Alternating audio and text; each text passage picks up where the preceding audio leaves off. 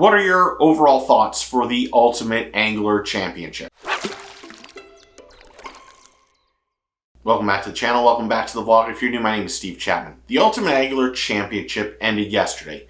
Congratulations to Tucker Smith, who took home his second $500,000 check in his very young career. This was an unprecedented bass fishing tournament, just in the payouts alone. Now, I think we all can agree that if they had live streaming, it would be even better. And hopefully they're able to do this again next year at the exact same place. Because this was, even though they didn't have streaming, it really was a great tournament. The fishing weights were ridiculous, especially in fall, when there's probably a fall transition. They had good events and concerts and everything to bring Lake Guntersville and that Scottsboro community together. And that's really what the objective of this tournament was. It's not only to pay these anglers to come out and have the biggest, best fishing tournament of the year or of the last 10 years, but to enhance Lake Guntersville and get it the recognition it needs for fans and anglers to make it a point to go there and go fishing. And like I mentioned, it was really a special event. The weigh-ins were great. Some question on the water, but I think they got that fixed on that final day. They had an amazing, or the biggest and best field of anglers we've ever seen competing for that $100,000. And really, if you look at payouts from 100 all the way to first, it really was exceptional. Anglers that finished 11th through 25th made $7,500. If you finished 26th through 50th, you made $5,000. Then 51st through 100 made $1,000. And that's really, it's extra money for those anglers. Now, every angler had to pay $500 to kind of become a member. That was kind of like their entry fee. And even though I gave Trey and Easton a little bit of a hard time that they were not there, they have a right not to be there. It's their off season. Maybe they didn't like that it was no forward-facing sonar. Maybe they didn't think that this was going to be a legitimate fishing tournament. That's one thing that we haven't thought about. There were many anglers, many anglers, who thought the $500 was a scam. Now we know it was real.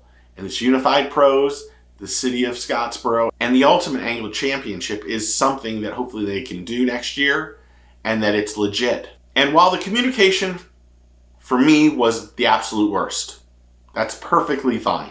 That's perfectly fine. I mean, who am I? But I think that it was a common thing for everybody, unfortunately. I mean, we went into Thursday not knowing where they were streaming because it wasn't in the rules, or not that I could find. It wasn't being told, and at the last minute, we were finding out that it was going to be on Facebook. Even the people that were hosting or doing that tournament did not know where it would stream the weigh-in. And that's kind of how I felt.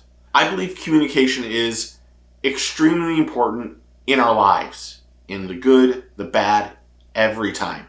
Because I think when you stop communicating with people, it just makes things worse. So hopefully they'll be able to do it next year. And again, congratulations to Tucker and Jacob Wall and Randy Howell and everybody who competed in this tournament, because it really was pretty exceptional.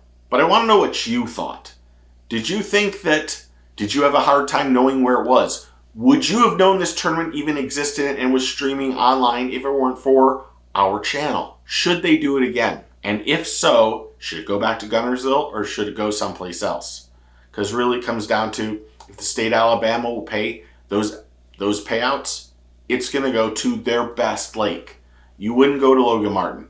You're going to Guntersville. There's a drastic difference. And Lake Guntersville proved out. It is without question one of, if not, the best bass fishing destination you can go to right now.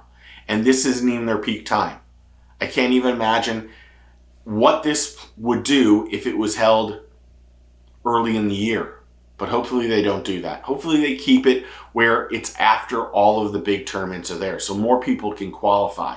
And hopefully there's more anglers that will spend that $500 to possibly get that opportunity to fish for $500,000. And let's not give Trey or Easton a hard time. There were a lot of anglers that probably qualified that didn't pay and were not there, that we just don't know. Unfortunately, those were the two big names that stood out for me, because Trey is almost a two-time Angler of the Year and Rookie of the Year. And Easton was our Bassmaster Classic, the biggest fishing tournament in the world. This one came close though, because this field was ridiculous. But again, what did you think? If you can do me a favor, answer the questions in the comments and tell me what you think. Thanks to all new subscribers and members and everyone who's interactive on the channel. I really do appreciate it. It's humbling, it's rewarding, and you guys are my family. That's the truth. In a hard time, this channel has helped greatly, and I can't say thank you enough. So thank you. But if you're not a subscriber, click that like, subscribe, and click that notification bell so you know when the next video drops. Remember, take a kid fishing, tight lines, shears, and get your fish on.